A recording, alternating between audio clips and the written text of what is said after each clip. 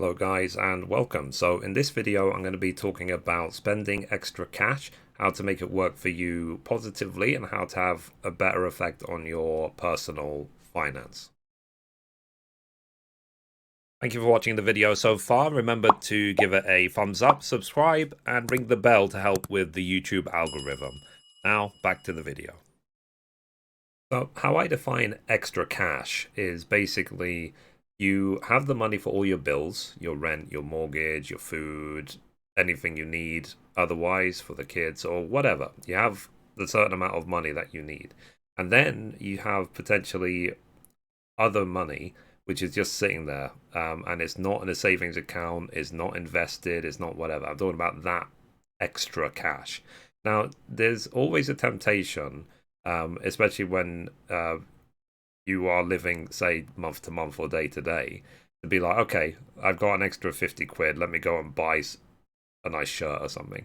Now, what you could do instead is actually invest the money and let it grow over time, because then if you do investments, it will allow the money to keep growing, but it will take it out of your current account so that you're not tempted to spend it. And in the long term, that will be better for you. Now, within the UK, there is ISAs. ISAs allow you to invest your money tax free up to certain limits.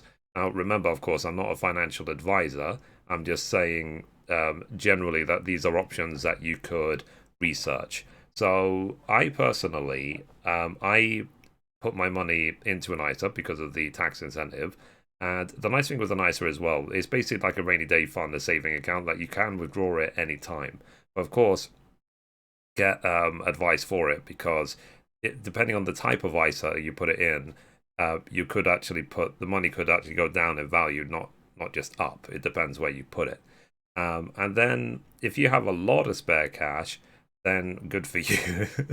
But you know, there's always charitable donations and blah blah. But I'll say basically let the money work. Don't just let it sit there because the idea is over time there's inflation. Inflation basically is the price is always rising.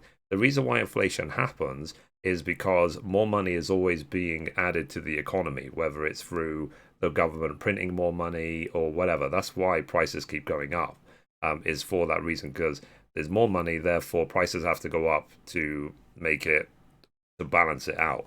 And if your money is sitting there, you have a fixed amount of spare cash sitting in your current account, and that doesn't increase in value along with inflation, then it means you're losing money every day that you're not investing. If that makes sense, it's sort of basic economics for you. And inflation always has happened and always will happen. Simple as that. So you might have heard, like, I hear all the time, you know, advice from my parents from like 20, 30 years ago. It's like, oh, buy a house. They're really cheap. You should go ahead and buy one. But by today's standards, today's market, houses are like, if I literally had £250,000 sterling, that will buy me absolutely nothing in London, in the UK. Literally nothing. And that's 250,000. So basically, and as time goes on and years pass, it's going to become harder and harder and harder and harder. So that's why it's really important to have your money working for you all the time. And it's a good way for the future as well. Like it is for thinking for the long term. Like, have the money grow for you. Now, just remember as well the difference between investments and pension.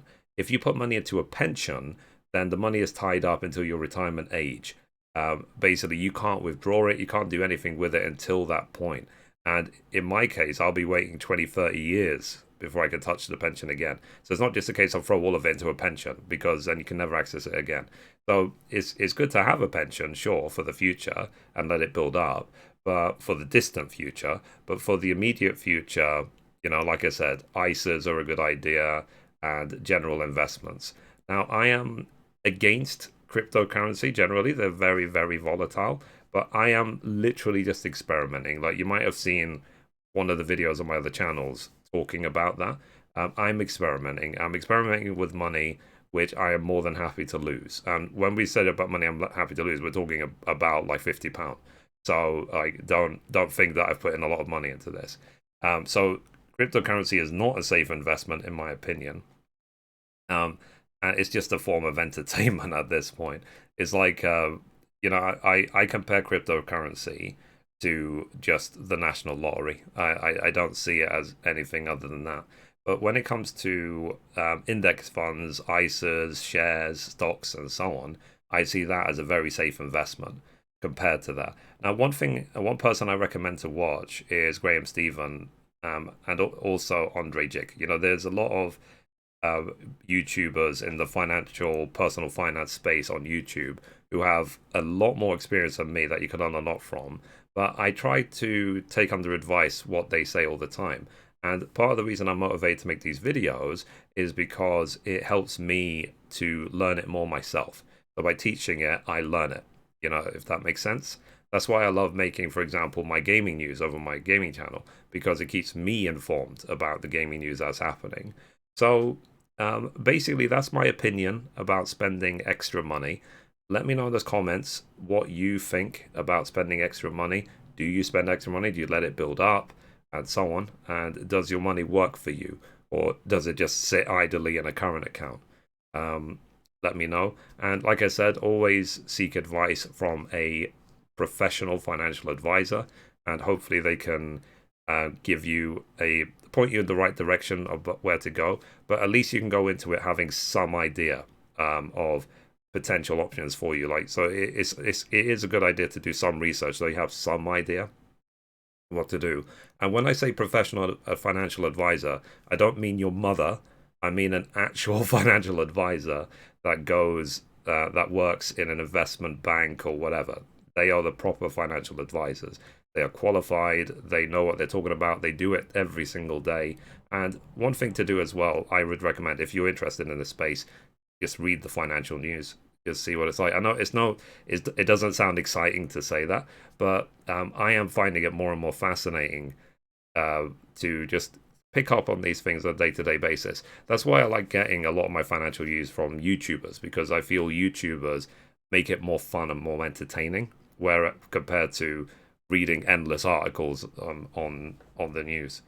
So yeah, that's it for this one. And also as well, guys, thank you for supporting this personal finance channel. I'm seeing a lot of views, a lot of interaction, engagement with this channel. I really appreciate it. I know it's completely different to the gaming stuff I usually do on my other channels, but I am really enjoying it. So that's why I keep making them. And I aim to release videos on this channel every Monday and Friday. So twice a week. So yeah, but we'll see how things go in the future. So anyway, guys, I've linked two other videos to this video. This channel is aimed at managing money, personal finance, and hopefully working towards a better financial independent future. So check out my other videos.